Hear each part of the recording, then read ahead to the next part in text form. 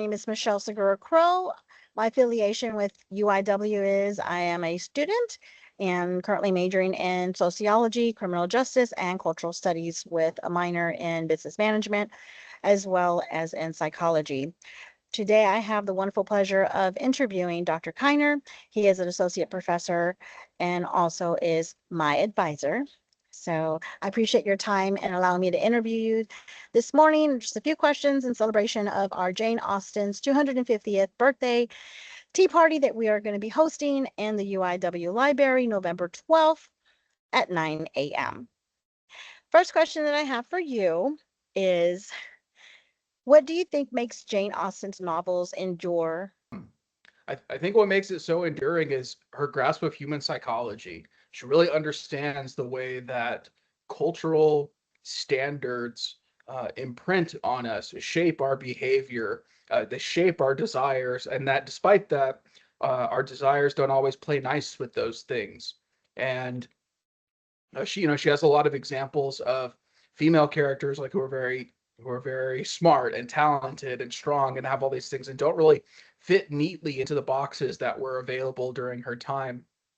Um, and she kind of has these male protagonists who are kind of like flummoxed by these women who they find to be so interesting and alluring and lovely, but not according to the standards that were maybe common during that time.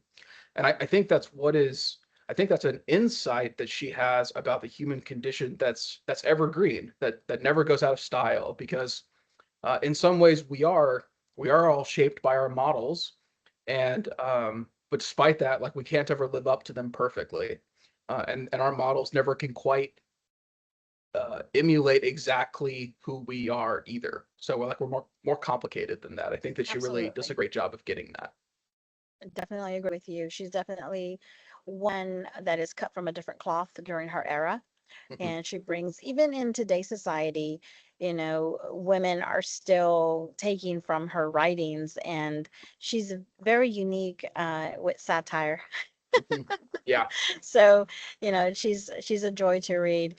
Your next question is, what's one scene from Jane Austen's movie adaptation that always makes you laugh or cry?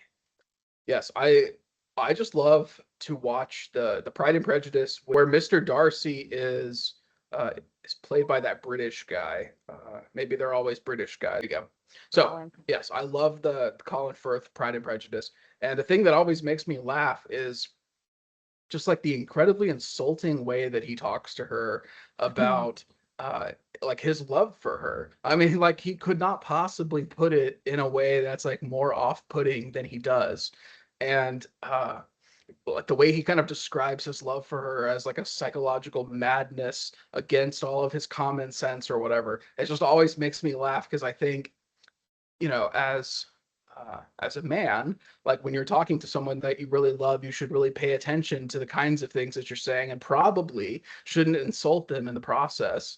And so the fact that like they have this bizarre way of talking to one another, that obviously is outside of the social confines of their day, but that speaks to the fact that they see something extraordinary in each other that they both really admire. They don't have the vocabulary to talk about it. So um, I think that's it. Always makes me laugh. I also just love like all of her quips at him.